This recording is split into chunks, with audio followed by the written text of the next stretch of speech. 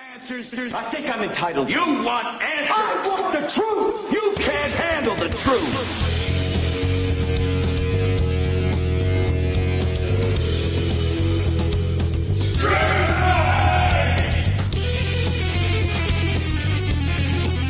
Where are you? You sunk my battleship! Everyone in this room is now dumber for having listened to it. Dun, dun, dun, dun, dun, dun, dun, dun. We are back, Struth. How bloody how are yous? Oh, there we go. There's Joe. There's Struthy. We're back for Not the News Metal Special 3. How the bloody hell are you, buddy? Let's give you a round of applause. Let's get the sound effects going. Yeah, I'm doing good, thank you, sir. And yourself? Very well, mate. Very well. Another lovely Sunday afternoon here in Australia and your Saturday morning. Thank you for your time. And we're going to be playing some awesome music and having a good old-fashioned Jawsy chinwag. So yeah, Sunday morning it is. We're on the same day at least. Oh, sorry, that's right. Yeah, we're on the same day. Yeah, you're not in the US. It's just, yeah, no. I think 9 hours difference, which is less than I sort of thought it would be. But yeah. There we go. Summer is beginning here. I guess summer is kind of ending where you are. It's getting chillier. Yeah, you can tell I'm all wrapped up. Oh, we did some more advertising. I haven't got the mug. There's music talks as well. So, yeah. I could. Oh, speaking of, got my own Emperor thing going on here with the hoodie. You like that? You like that? We had a lot of Emperor face. I'll put the Emperor face up, everyone. But yeah, we were just talking about that ridge of the Emperor being very horribly unnecessary. Why? Maybe there is a reason. I don't really know. But yeah, Palpatine's forehead.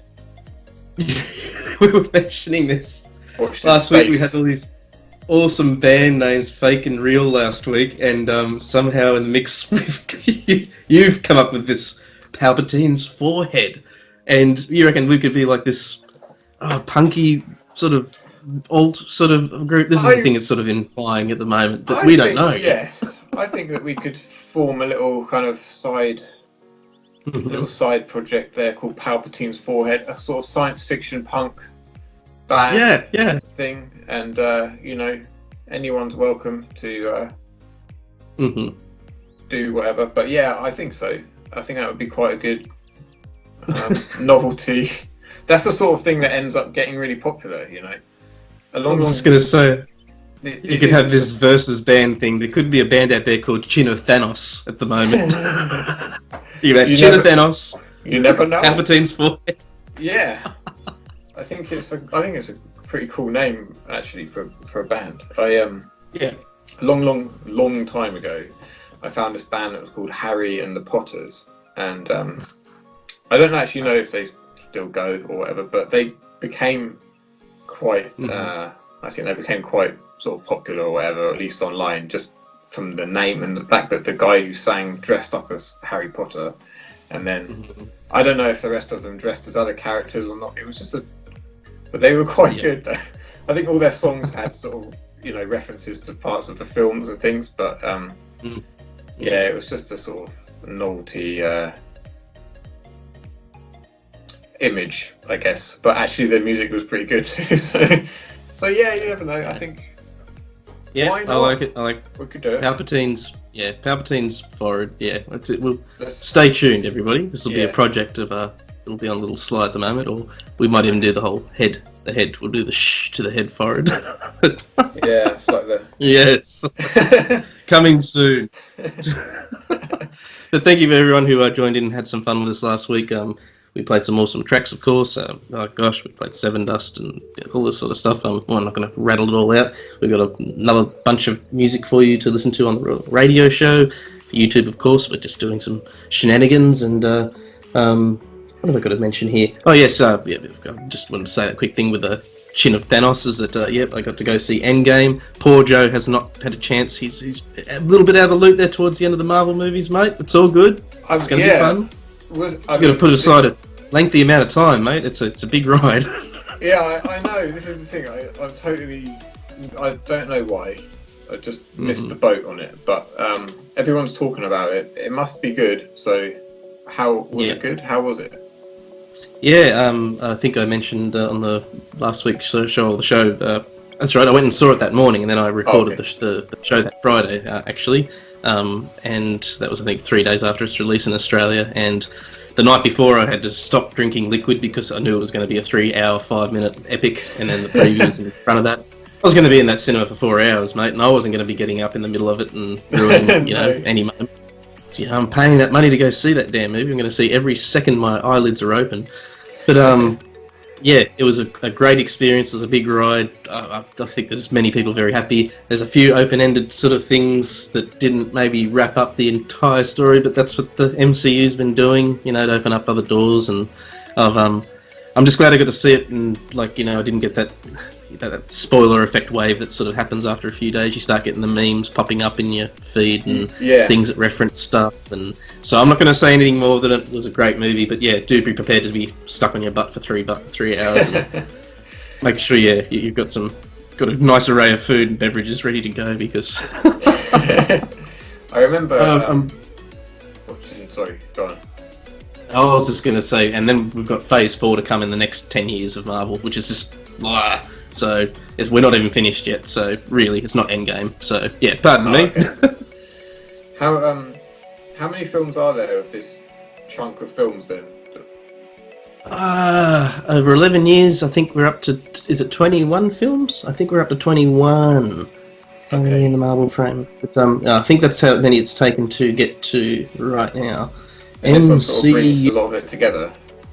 Yeah, it does. It does, including characters and not so much arcs and stuff. But it just you got to try and fit all those people into one and give them each one their little time to shine and everything like that. But let's see, Marvel movies in order.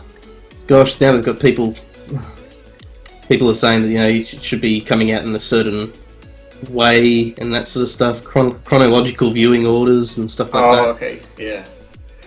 Let's just see. So we got 1, 2, 3, 4, 5, 6, 7. Oh gosh, this is huge.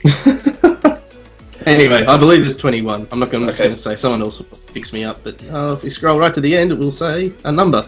So yeah, see how good my brain is on this whole MC. Oh, 22. There you go.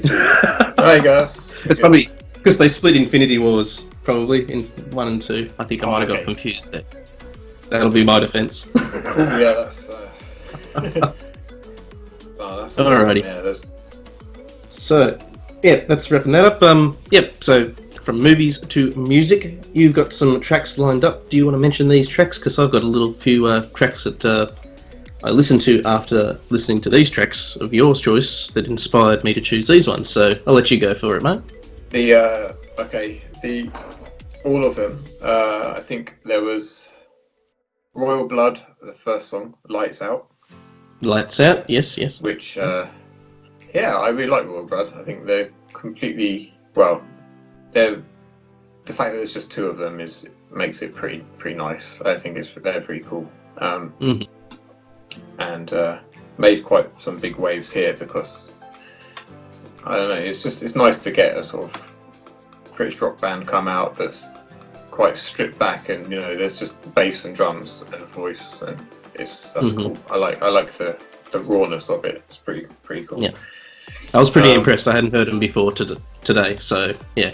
Yeah, it was weird. The first time I heard them was they played at the time I first heard of them was the Glastonbury Festival in the UK. They were playing a sort of smaller stage at the time, and I thought, oh man, this is really good. There's some good riffs and it sounds really cool.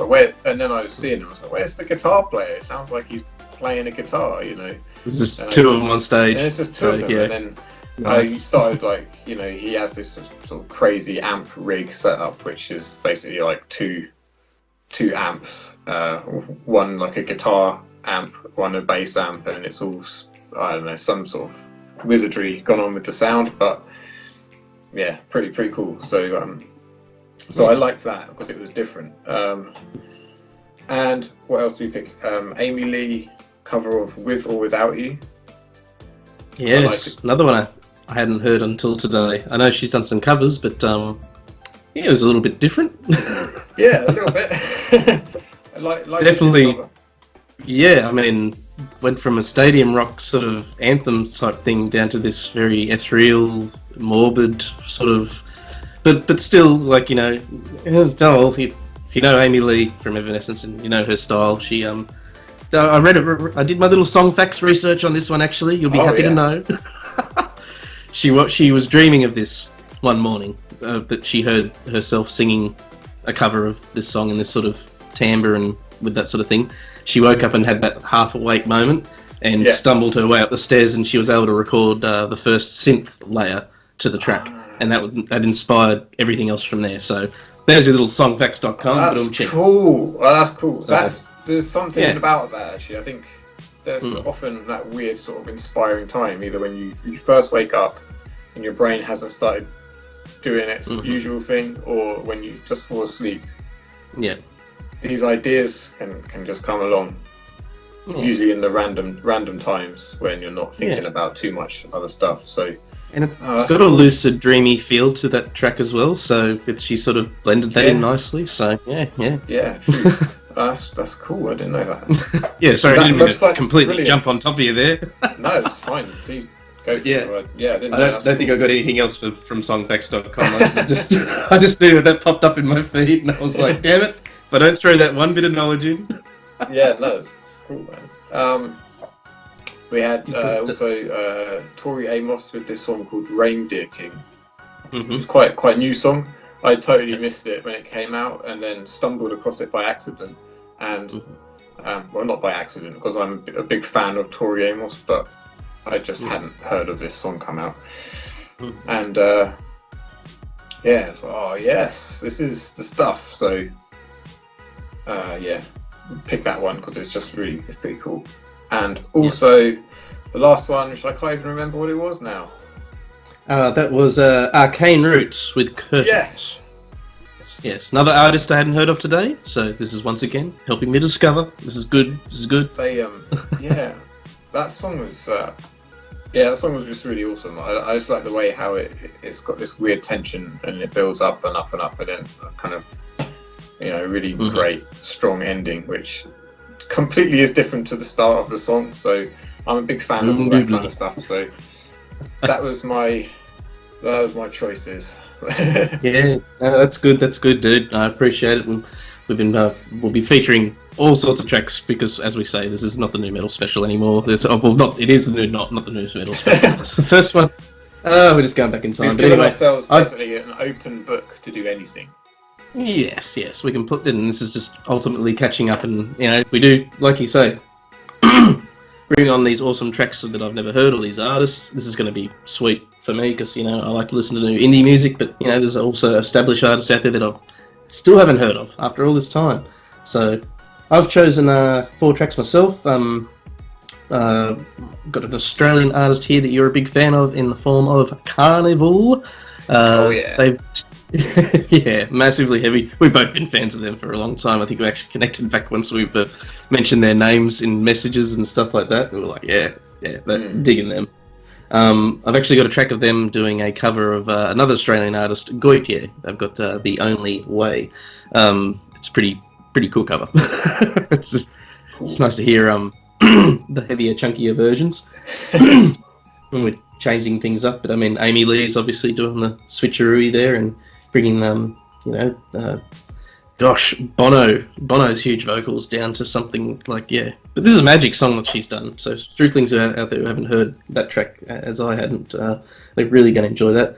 And to vein with haven't featured terribly much female fronted music and stuff on our specials here, but I've got an artist who I think I discovered back in 2009, pardon me.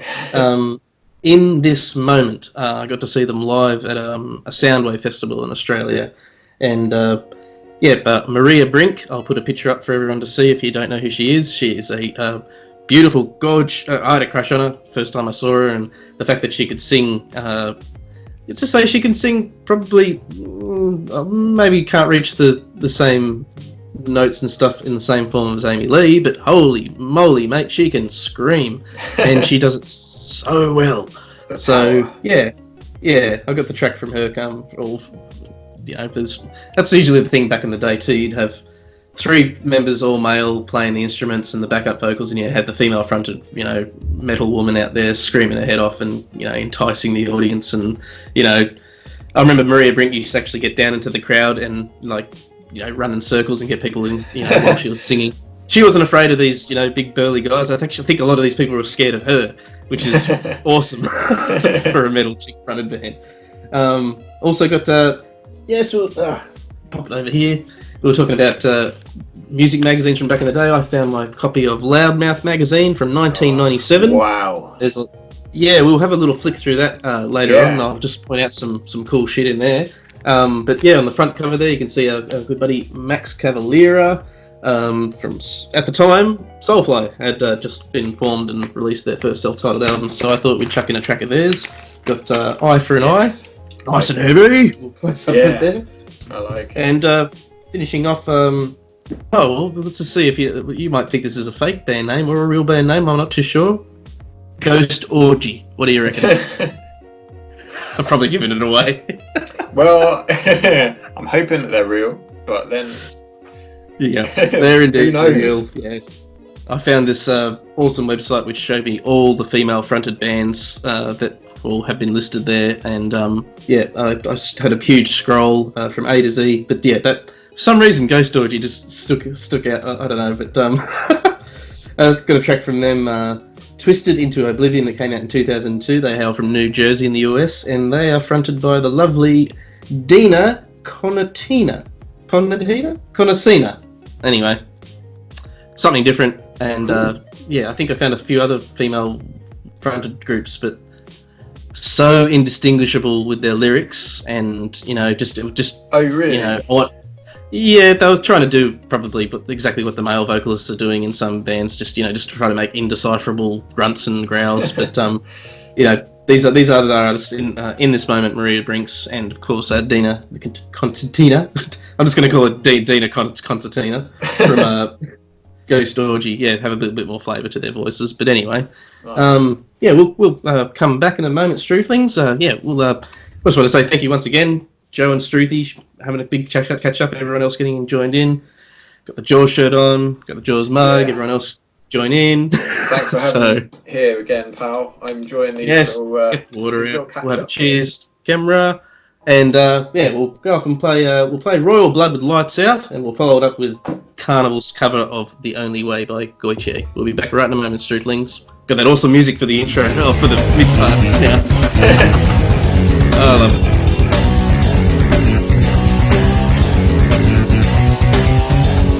Loving that music. Yeah. We are back, Struthlings. Sorry, if you on YouTube, we're listening to that awesome little jingle that I've got going in between our little segues here. So, yes, Joe and Struthy here, back. Not the New Metal Special 3. We just heard Carnival with The Only Way, cover of Goitier, and we heard Royal Blood Lights Out. Big fan of Carnival, as we mentioned. I'm now a big fan of Royal Blood, and I'll be checking out more of their stuff. So, yeah. How long you said they've been around for, Royal Blood? Maybe sort of maybe 4 or 5 years. Okay, certainly. Okay, all right. 2 albums. Been... yeah, definitely. Definitely worth checking out. There's only 2 of them, so musically. There's some similarity in the songs. They're sort of relatively short songs, some of them, but pretty good band. There's a sort of rawness to them that I don't know why sort of reminds me of Nirvana a little bit in that kind of, there's 3 of them, but just that sort of, just go up there and do it, and there's a sort of vibe. That same gusto feel behind, passion, almost. Even that, you could say it's Nirvana passion that they've got going through them. So I think that. Well, they always say Nirvana inspired so many people to pick up their instruments and head to the garage again. Like that was a big resurgence back in that time when people just sort of, oh, fuck if they can do it. Like, Yeah. I mean, they had the talent to back them up with the chops of it, of course. But Yeah. even if these people were out there just making noise in the garage and no aspiration to go out there, at least they were being musical and being creative in some sort of sense. Who didn't like bashing on it? On a set of drums back in the day, yeah. turning your amp up really loud. Yeah, well, I think they were the opposite to the whole kind of, the overproduced 80s or late 80s stuff. And then that's just the way that it goes, I suppose, with that sort of slightly punk element to it of just rebelling against everything that was popular and then becoming the most popular thing themselves, and starting or being part of that whole genre of music, which really inspired me. But then, it's cool. There's that sort of edge and rawness, I think, is always a good thing. So and yes. Carnival, of course, their cover of The Only Way, Goitye, an awesome Australian artist. That song was pretty good by itself already, but to have a heavier, chunkier version of it. I've always thought a track that Carnival should cover. I've said this for ages. I've even tried to do it in their style myself by recording on freaking GarageBand or something. Cool. But I just can't. I don't know. I haven't got the sound right through the guitar, and I haven't got my voice to be able to match Ian Kenny's at all. But I reckon they could do a cover of Seal's. Oh gosh. Now I've got to remember the name of the bloody song. Oh gosh. What's it called? Crazy? I think it's Crazy. Is that what it's called? Cause I'm never gonna smile without us. We get a little crazy. Yeah, Crazy. There you go. I can hear that heavy. I can see that. But Carnival style. Just as in they wouldn't have to do anything major to the song besides just transpose the synth or keyboards and that. But that big breakdown of drums. I can hear the Carnival drummer doing something really tricky and special with that. So, sorry everyone had to hear me try and recreate the Seal song. It worked. There's a power of music. And speaking of the power of music, we have to announce right now on the DJ Struth Mate Show special. This is not the new metal special with Joe. I'm calling it the DJ Struth Mate Show. Anyway, Minus Cube have announced that their new album is coming out. So another round of applause. Got the big social media rounds literally in the last couple of days, actually. So, as of recording this, I'll put the little promo up for everyone to see. So, mate, exciting times. Cool, This is the next big one. Yeah. Oh, well, yeah. I mean, I would say it's just been doing it for 2 years, working on this thing for 2 years, and things we sort of had to stop at quite a few times just because other things in life just sort of get in the way, and it's always there's no time limit on anything. We just do it when it's ready. So when we got everything back moving again, I was like, right, I want to get it mixed, get it done. So I still have to get it mastered and just a couple of little bits, sort that artwork out and things like that. But I'm chuffed that it's done because I've been kind of working on it for about 2 years pretty much, and it gets to that point where I heard it all so many times that I think, oh, that's just rubbish now. You start off thinking it's quite good, and then you pick at all the little things and for sure. Of course you would. This is rubbish. This is so bad. Why am I? That's sort of. I don't know. I hope that it's not. It's just over brain saturation of listening to it too much. So I'm looking forward to getting out. There'll be 10 songs on there. One of them is like an instrumental, but we just. I think the aim of it was just to try and keep it a bit more simple, a bit more direct. Like the previous album we did had some very long kind of. Bit more rambly songs that had lots of stuff going on in it, and there are a couple that there's nothing quite as long as that on this one, but there's a couple that have got a bit more instrumentation and different stuff going on, but otherwise it's just a more straightforward rock, fairly shorter songs, a bit more straightforward kind of thing. So No, So it's yeah, a little baby, and it's coming out soon. So yeah, I mean, yeah, you said you spend that, 2 years is a long stretch, but like you said, you take a break between. I mean, obviously you wouldn't be working on the same song for 3 months straight. You'd be going on to another track and doing a little bit more building here, and keeping your mind fresh as much as you can. Like you said, you got to watch the little creative devil and angel on your shoulder there, saying, slapping, oh, that doesn't sound good anymore. When 2 weeks ago, this is the shit. This is exactly how it should sound. Exactly. But then, you get that boomerang effect of listening to it over and over again. And you think, oh no, there's something else could be added. But oh mate, no. From what I've heard so far, from the little snippets that you've given all of us to have a listen to so far, it sounds like obviously it's that classic minus cube mixed in with something a little bit more fresh and new. And there's it feels like there's more. I don't know. It sounds to my ears like you've spent more time on extra layers as well. So I don't know if that's just my ears hearing that, or is that the effect that you're achieving to get, or maybe just with that track. Try to work on production a little, over the years, I think. And I think that it's probably evident listening back to the first stuff we did. I think, man, this is like, I wish I could go and re-record it all because, I could do it. It could be done better. But then, and then the same with the last one as well. I remember thinking, okay, that's probably about as good as I can make it, given what I have or whatever. And then I think actually it could sound better again. So.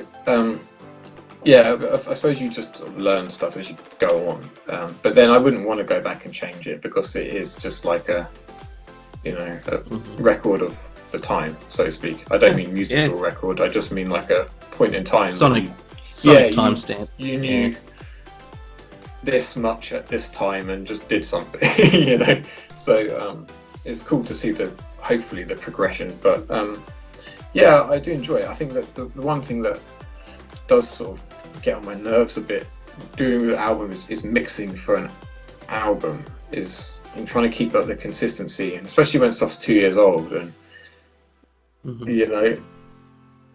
you mix it, trying to keep some kind of level of consistency as opposed to just doing like an individual song where you've got nothing to compare the next song to.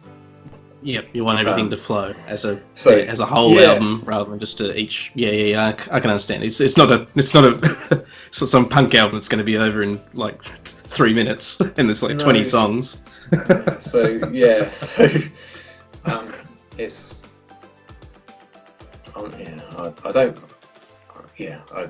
I try not to get too in depth with the whole mixing like ridiculous detail stuff. I think if it sounds good, then it hopefully is all right, and then you make little fine tweaks after that here and there, but try not to get too overly obsessed with stuff because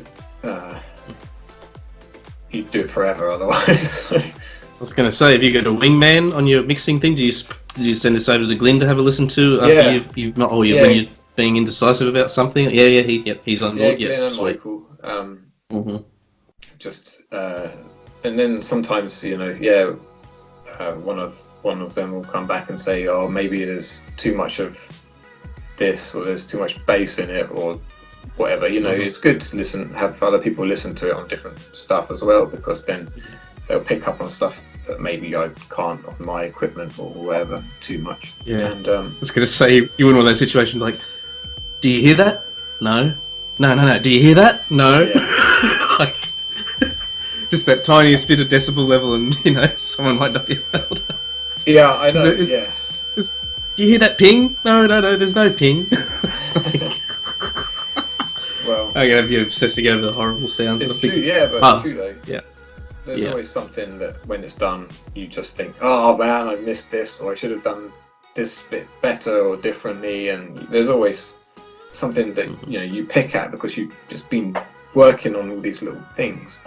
And like you say, there's like one decibel thing here or there, and like, oh yeah, that does make the world of difference. But then you never actually, if you listen casually or you put it on in the background whilst you're doing something else, you never even notice those things. So, very rarely. So, I don't know, but I enjoy doing it, and it's that's the main thing. So we'll do some more songs afterwards. I don't know if we'll do well, we might do another album. I don't know, or we'll just do individual song releases. I'll just see. But yeah, I'm kind of looking forward to getting this done because it's been sitting around for ages. But some of the songs there are really old. Like I wrote them sort of several years ago, and I thought maybe they still sort of stand up reasonably well and could not sit on a shelf forever collecting dust for the rest of time. They might as well come, they might as well do something with them. So So yeah, we will. Probably in about a month or two, I think it'll be out. Awesome. Well, remember, you send on over any track of your choice. I'll make sure it's featured on the It will come your way as early as I can. Most definitely. It will come your way.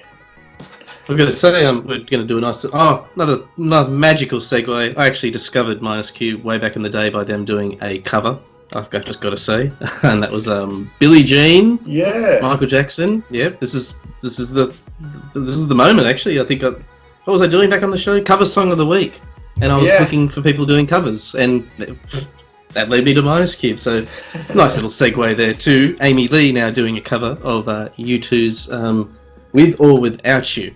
If you haven't heard it, Struthlings, you don't you're gonna get your heart strings tugged, I believe, in this version. So, but lovely choice there for Joe. And we've got coming up straight after that. Yeah, we'll go to the other end of the spectrum. We've got In This Moment with The Gun Show, featuring the lovely Maria Brinks. Oh my gosh, yep. She still gives me tingles to this day, man. Like, I'm not even just, you look at her and you go, wow, and then you hear her and you just go, oh my god. So. Cool, I've not heard let's this get song, into it. so yeah, I'll look forward to listening. Wait, it's going to be here. Yeah, you'll notice that you do a mixed levels, you're going to really enjoy it, because this one's going to go from Amy Lee to In This Moment real quick. Alrighty, let's do this. Yes. Morning for the listening public out there, let's do this.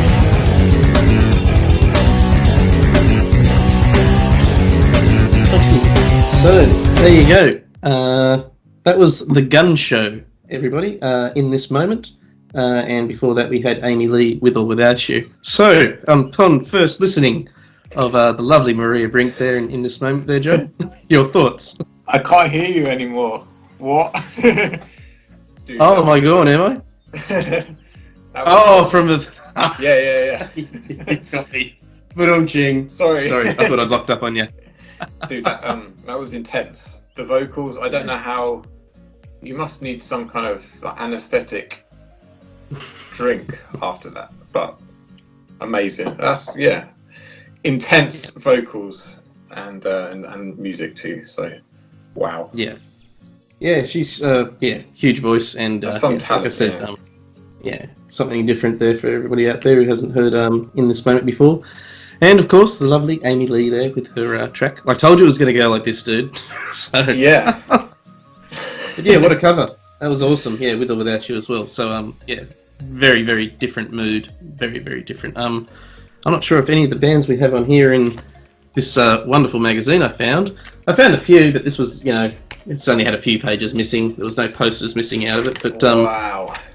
Yeah, Loudmouth magazine issue. This is volume 1 from issue 6. Came out in October in 1997. So there's going to be, who have I got on here? Suicidal Tendencies, Helmet, Slayer, Everclear, Dream Killers, Spiderbait from Australia.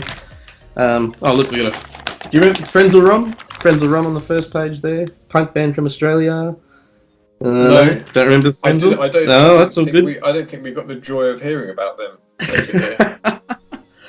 When I was talking about those punk bands that have albums that are over in 3 or 4 minutes, they're definitely on the cards. Really quick, snappy punk songs, but really good. So what have we got in here? We've got some features. We've got. I'll put some pictures up. Oh, there you go. There's Billy Joe Armstrong and the crew from Green Day. Oh yeah. Straight away there. So I'll better make sure that Joe can see it as well. Oh, there we go. What's we got here? Some cool stuff. A lot of. I suppose they're just reviews and stuff. Oh, we've got the section where you can write in as well. I'll see if there's anything good here. Good times. Yeah, to the Loudmouth crowd. Your mag is awesome, but what I want to say is, to all the metalheads that just support one kind of metal, whether it be glam or death, please support all kinds of metal. This is so 1990s. That's so great. I'm a huge Motley Crue fan, and the new CD is awesome, but I also listen to Cradle of Filth. Yeah! Anyway, thanks for letting me put my loud mouth out there. Good luck to the future. That was Brendan Allen. Good on you, Brendan. Yeah, yeah. It's been a few years since then. I hope he's still listening to Cradle of Filth. I hope so. Was this a weekly magazine that would come out? From the idea of the first, I think it must have been a monthly. I think it was issue 6 of that year or whatever. But it was also available in New Zealand. So what's the other one here? I've decided to say my bit. Korn are the only band worth reading about. 97, bro. Yeah, I suppose that was about when they were just first album, first one or two albums by them. Apart from Marilyn Manson, DIC, and Deftones, to name a few, but the fact of the matter, Korn are the best. That's being a female. I must say that having Jonathan Davis as a frontman helps a lot. Well, that's a little bit biased. Alrighty. Oh, we got some fan photos. Oh gosh, there's got to be some lovely faces in amongst there. Yeah. I hope our loudmouth doesn't mind me. This is probably out of copyright now and everything. Oh look, there you go, Grin Spoon. The band from my hometown, Lismore. That's when their Guide to Better Living CD first came. Yeah, that's kind of cool. Oh, dude, I miss these times. Yeah, this is with a good CDs and things. Good bunch of years there. Oh, the Silverchair Tour! The Freak Show Tour! Oh, wow. Supported by supporting with Magic Dirt there. Magic Dirt, Australian band too, but there you go, 97. That was a cool poster. Freak Show Tour, man. Freak Show. So was that their second album then? Yeah. Besides the EP, the Acid Rain EP, then they had Frog Stomp, and then, then bang. Freak Show coming out, and one of our favourite tracks being Slave off that album as well, the opening track. Yeah. And they were about 17 years old. Deftones, full page ad for Around the Fur. Yeah. This is the stuff we've been talking about of late, dude. This is a cool mag. I'll have to delve into this a little bit more and play some artists I found here. A young outfit helmet. Yeah. John Stanier and the younger crew back then from '97. I think he just gets anyone on board to play now. I don't think he cares to. Okay, we'll go to see how many of these guys are still going though. Yeah, I'll go to the last page here because this was cool. Because here we go. It's just a line off of what have they got here? It must have been I think it was a one-off gig in Canberra, Australia. This is a $15 gig back in the day with all these artists here. I'm just going to rattle out. Damaged, Alchemist, Blood Duster, Segression, Manticore, Abramelon, Mortal Sin, Armored Angel, Superhost, Psychrist, Crypt, and Cryptal Darkness. That would have been a pretty heavy night. I would say it sounds like it probably would have been. $15 for one whole. 15 Aussie bucks. See, that was probably about what 13 odd bands, and yeah, there would have been would have been a sweaty night. I reckon. It's interesting how much those sort of things have gone up in price. I don't know, especially in this country. Mm-hmm. But probably around that sort of time, it was like, those sort of ticket prices have sort of easily doubled or tripled in price since.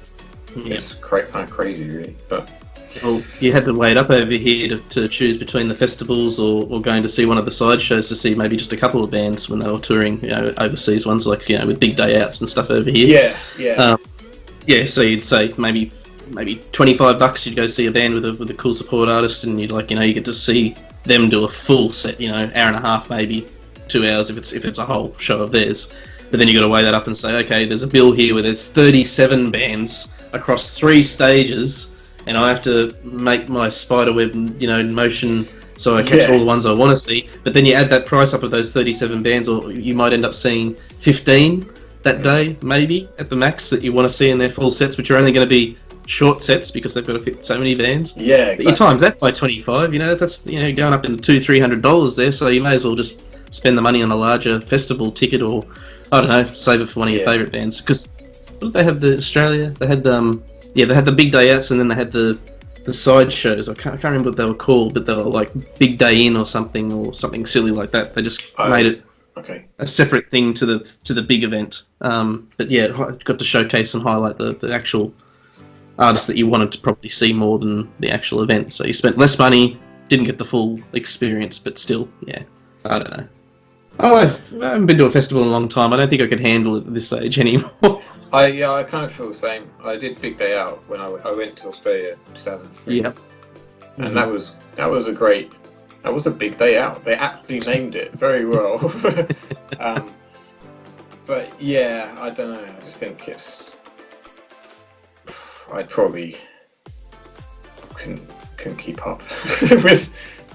I'd be more happy to go sit in a theatre somewhere and watch, like, some of these prog rock bands that seem to be more, instrumental and stuff like that, but they're so focused on their music that they haven't got time to, have a stage show and have, lights blaring and smoke pots and fire going to entertain the crowd.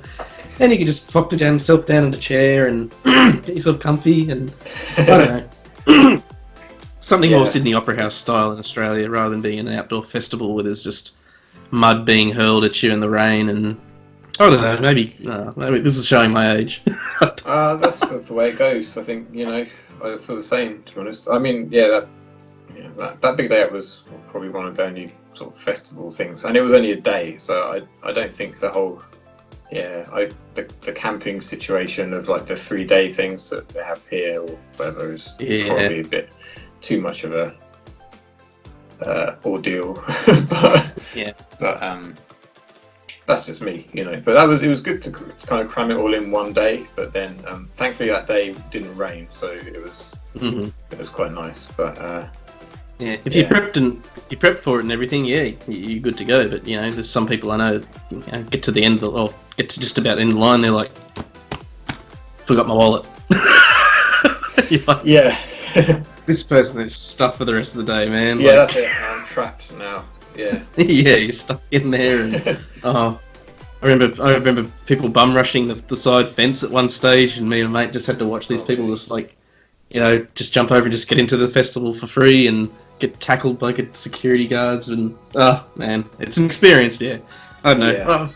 I don't know, but my knees are physically hurting from thinking about having to stand at one of these festivals, and I'm sitting down right now.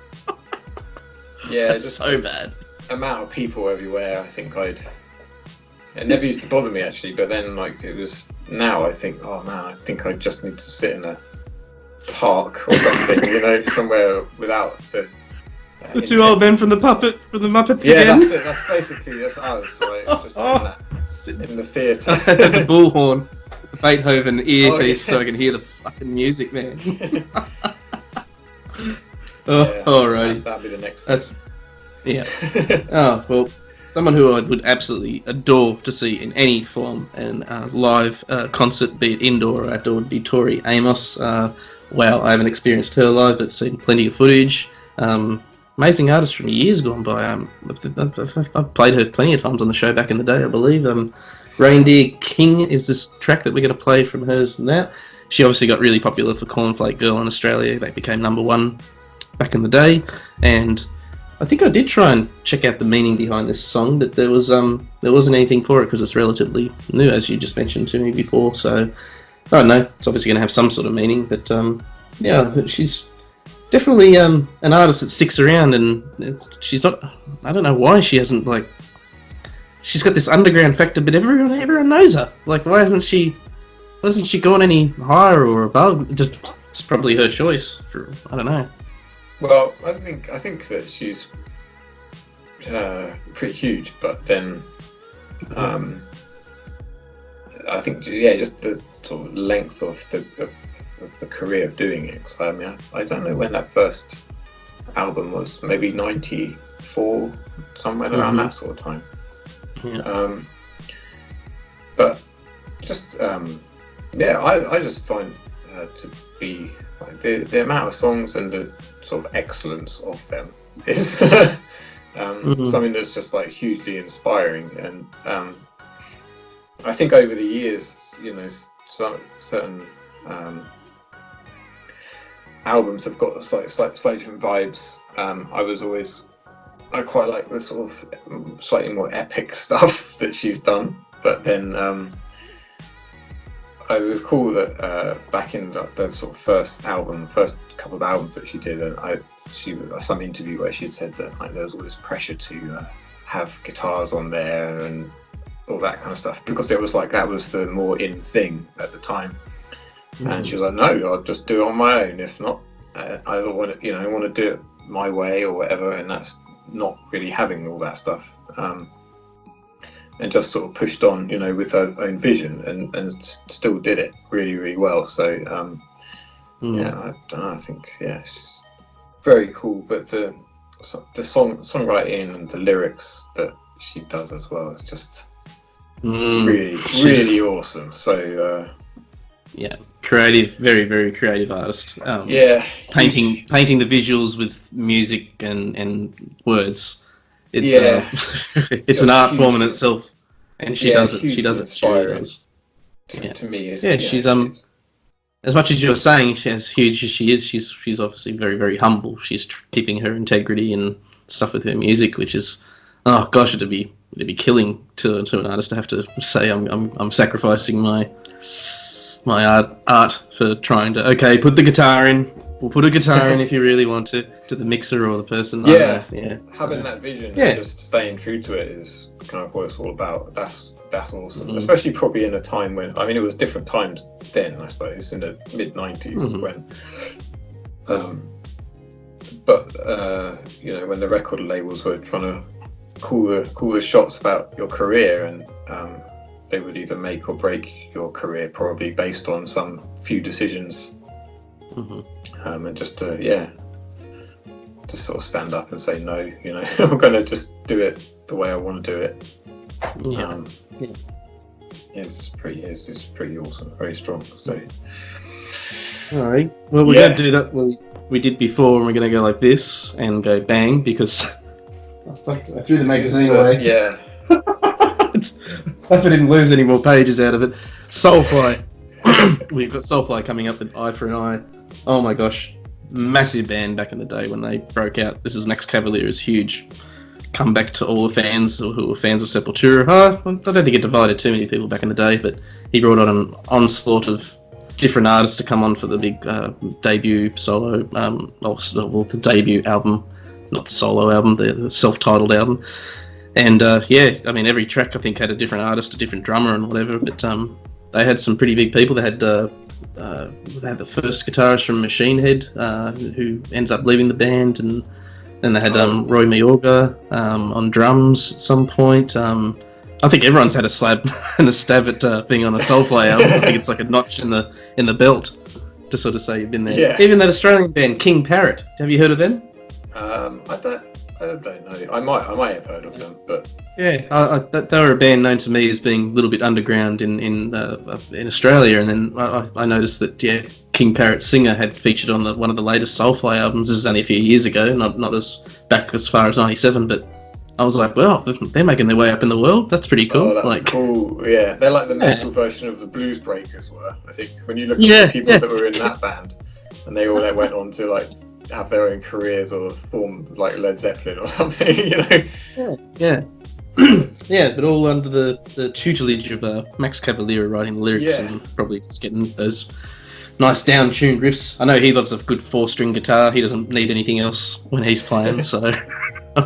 Just alrighty, way down to... Right. Yep, boom. Yeah. Alrighty.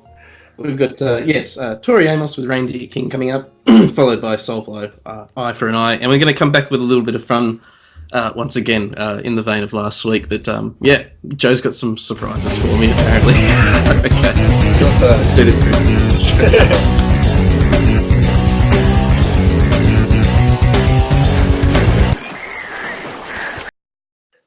Oh, there we go. Bit of Soulfly there for everybody. Max Cavalera. I'm sorry I chucked you away, Max. this ancient relic of a magazine, I'm treating it like a piece of crap here. So we'll put you there, and we'll look into the wonderful artists that I can go into for a special in the future. So, alrighty. Soulfly, and of course Tori Amos there before with Reindeer King. That was an awesome track as well. And yeah, I mean, what can you say? I mean, that's Yeah, quite the contrast. my universe thing, just changing everything up from the sounds. It's like my show. I like to do that. I do that every week. So you know, mixing it up a little bit. Yeah, quite the contrast in loud and quiet. Cool. Now, so we've done last week. We did the fake band names versus real band names, and I had that little list I'd done my little work on. Now, you had something planned up the can for me, mate. So let's hear it. What have you got? We're doing something fun. So you gave me this great quiz last time, which was about the fake and real band names. So I kind of thought this, you know, I should give you a quiz, and in a similar kind of vein, that was what my brain thought up. Now I was going to do 10. These are the quiz. Sorry, first of all, is it a real song name or a fake song name? Which is I was going to do 10. I ended up doing 9 because I can't count very well, obviously, to 10 it seems. So there are 9 here that I've got. Some of them you might know, maybe, and some of them you may not, because they don't actually exist. So we'll see. Real song names versus fake song names. Okay, yep, I can handle it. I can. All right, you ready to go? Oh yeah, I'm gonna be ready. Yeah, here we go. We'll bring some music in. We got some music playing now. Yep, we've got some. Yep, there it is. Quiz music. Woo. Yeah. All right. You've got your cue cards, Mr. Host. So yeah, let's bring it. I'm gonna write the ones I get. I'm gonna tick when I get one right. That's what I'm gonna do. So alrighty. Question number 1. You might know if, or you might not know. Are you ready? I am ready. Quizmaster Joe. Song 1. Feed My Frankenstein. Oh, Feed My Frankenstein. I'll have to say that is a real song name. That has to be. That is Alice Cooper, I believe. It is! Excellent! Correct. One of the most interesting aspects of Milwaukee is the fact Big that kick. Yay! It was in Wayne's World as well, I think. Or one of the Wayne's World films, that song. I believe. Yeah, they were performing it live in the background, yeah. That's right after you had the We're Not Worthy section, and yeah. It's a funny song. I know that from definitely from primary school. We used to sing it on the bus or something. I think someone had one of those little mixed compilations that we slip to the bus driver and say, "Can you put this on, Mr. Bus Driver?" Yeah, so very lucky. Okay, yeah. One for. Well done. Okay, song number 2. Rabid Sellout. I thought you were going to say song number 2, and I was going to say, oh, this is an easy one as well. Oh, sorry. Yeah, no, that does actually exist. Yeah. Okay, rabbit or rabbit? Rabbit, sellout. as in like you've got rabies. Rabbit sellout. Rabbit sellout is the song title, so it'd have to be. Okay, well, it's not going to be an artist along the lines of Amy Lee or Tori Amos, I don't think, with Rabbit Sellout. Oh, I don't know. Rabbit Sellout? Rabbit Sellout song title. I'm trying to think of the band which would title this, but I can't overthink this. This is a song title. Is it just yes or no? That's all it is, Struth. Rabbit. No, I'm going to say it's false. Let's just go false. Correct. Oh, sweet. Rabbit. That could be the first song name in our side band. Palpatine's forehead. Palpatine's forehead. We'll have to consider definitely. Alright, twofer. Alright, I'm on a roll. Song number 3 is Pollution Without Rules. Pollution Without Rules. Oh, my mind's going back to band. This is a song title, Struth. Yeah, it's a song title, not a pollution. I'm not typing here or googling anything over here, Struthlings. I'm hands free from smart devices. Keep my hands up here. I'm just writing down this. We'll go. Can I get a lifeline? No, it's all good. 50-50. I'll say that's real. I'll say that's real. Yeah, we'll go with the real on pollution time. No, it's a fake name. Sorry, buddy. Song name, not band name. Yes, fake song name. Still, it could be a real. That's all good. It could be real. Okay, next one. Song number 4 of 9 is called "You're the Reason Our Kids Are So Ugly." That's a bit harsh. It sounds like a Frenzal Rom band name from over here. I can't believe kids are so ugly. You're the reason our kids You're are so the reason kids are so ugly. That's even worse. I know, yeah, it's really brutal. It's so long and it's so brutal.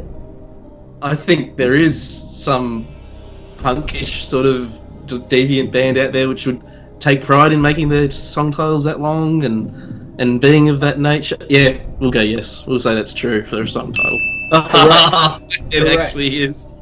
It is a song by Loretta Lynn, who I don't know, but I don't think is a punk artist. Wow, that's So have you heard that? You haven't heard the track itself? no. I'd love to know how the lyrics might be worked in. I haven't. If I can find, we'll share it. Don't worry. Yeah, I'll do some research a bit later and listen to some of the real ones.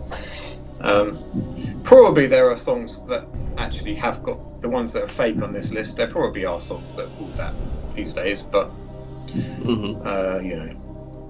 All right, so next one is question number 5 of 9. It's called "Our Lawyer Made Us Change the Name of This Song So We Wouldn't Get Sued."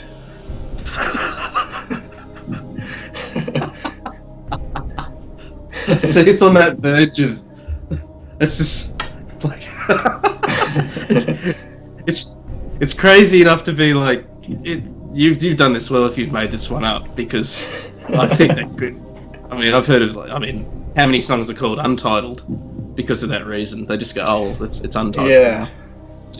For someone to go that extra length to say that they've contacted their lawyer and made it change the name, and now they're just going to say, "Oh, it's the title of the song." Look, the last one was real.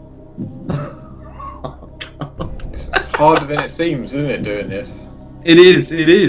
Yeah. I'll say yes. I reckon someone was spiteful enough to go, yep, that's a real. Oh! Yeah. It's a real song by the band Fall Out Boy.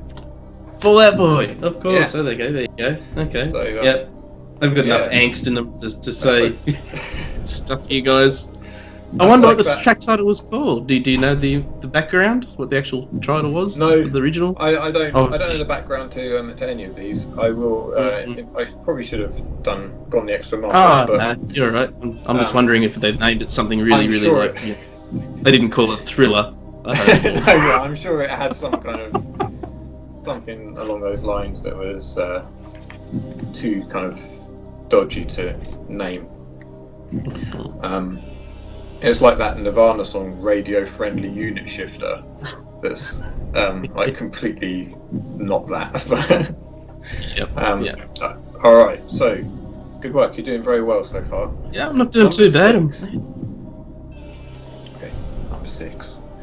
Sumo Rabbit and his inescapable trap of doom.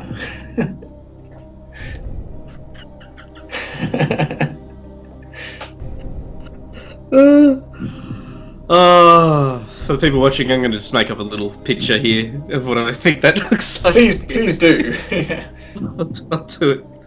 I'll do it post show. Okay. Wow. That's Sumo.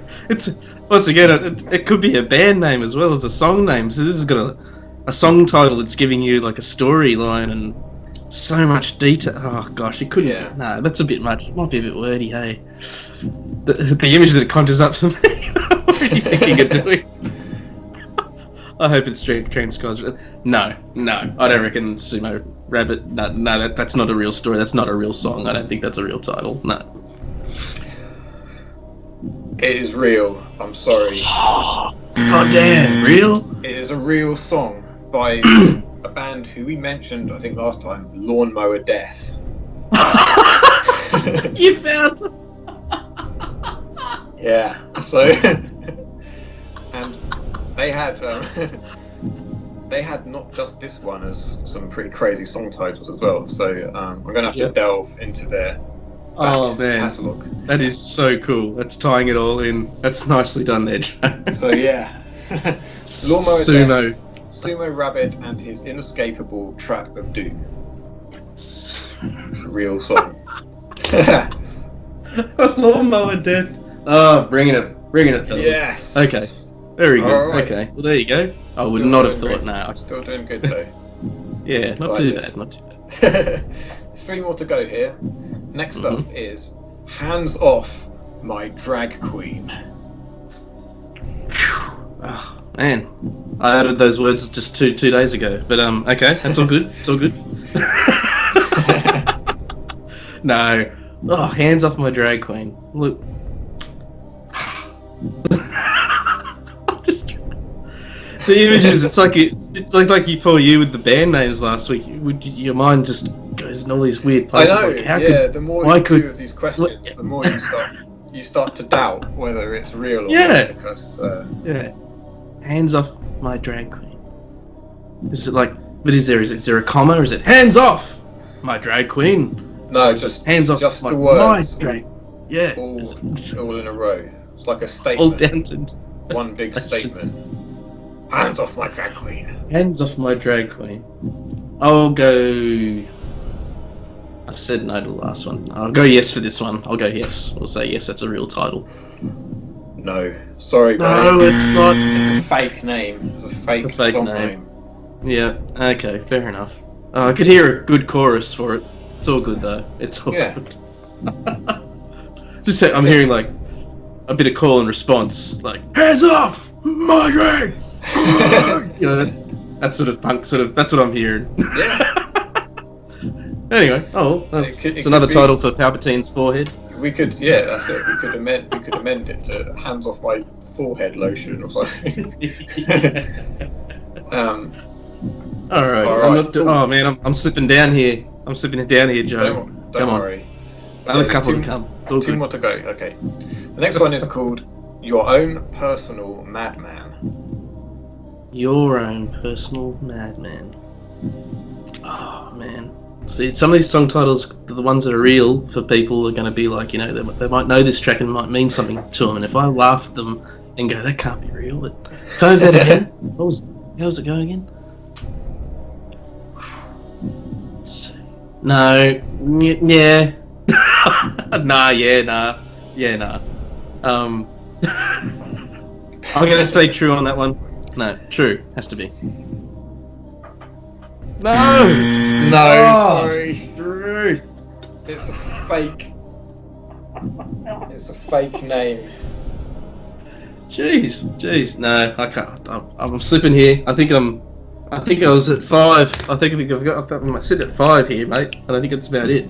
You can redeem it in the last one if you want.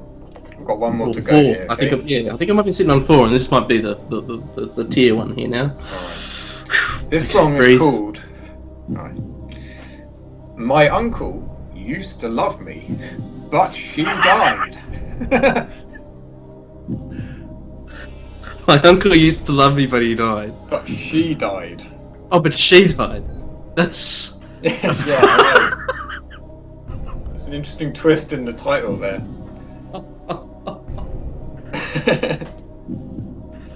Oh, look, there's a lot of bands that play up on the novelty factor with lyrics and stuff. I reckon that could be one of those Kissin' Cousins type story bands, or like, you know, hillbilly-esque music, you know, fiddle, blues harp, bloody washboard. You know what I'm trying to say. Yeah. I'm not trying to say anywhere specific in a particular country right now, so I don't offend anybody.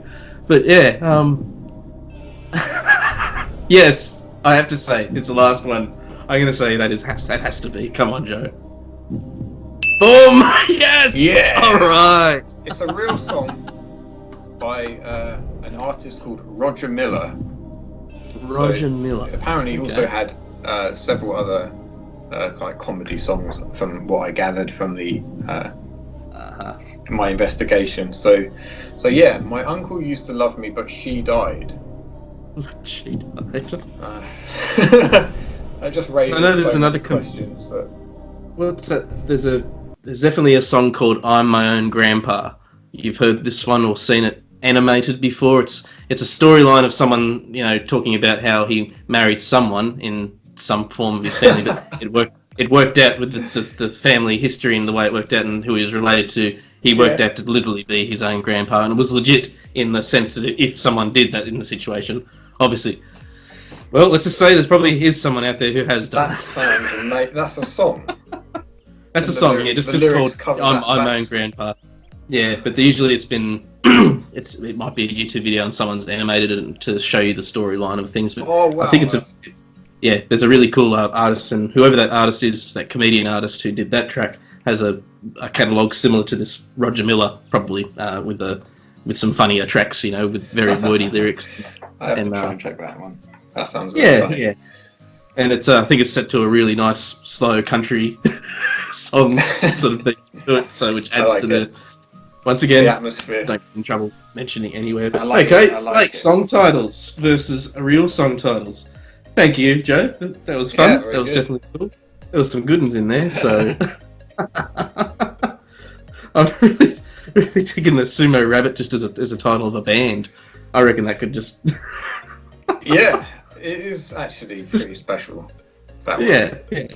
And we have to have for the future with someone. Like I said, we can rattle these around and muck around with some of them for Palpatine's forehead project to come. But, even if we have a song title untitled for the moment, we can put that in there as well. So, alrighty, okay, yeah, cool. I didn't do too badly. I'm not.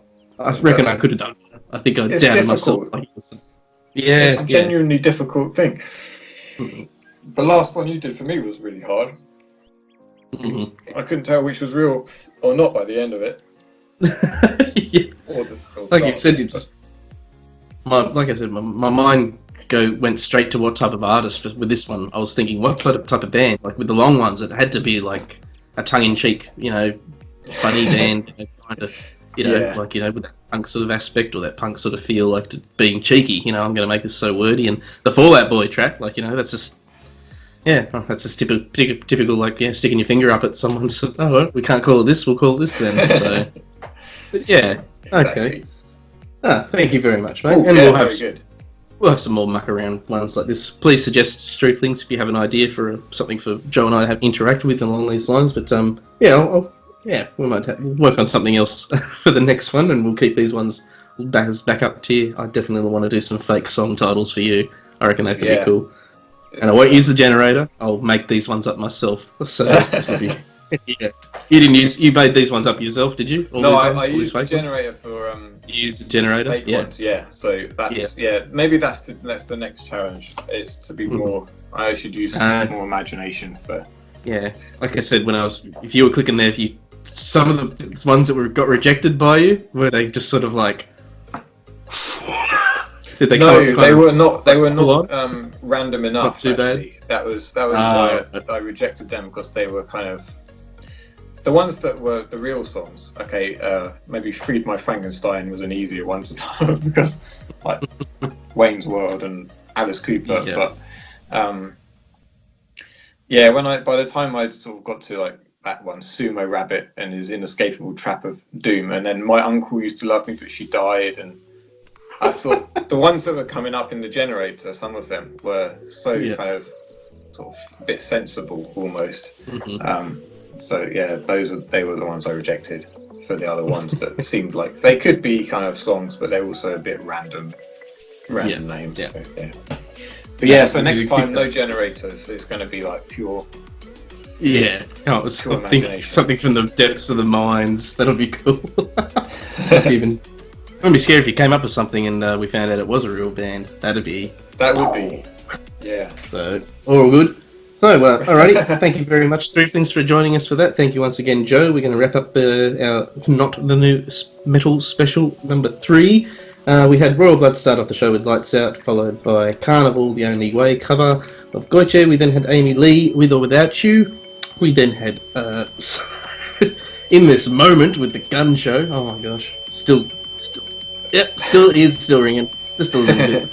We then had Tori Amos, Reindeer King. We then had Soulfly, Alpha and I. We're going to finish off now with Arcane Roots, Curtains, and my choice in the form of Ghost Orgy. Yeah.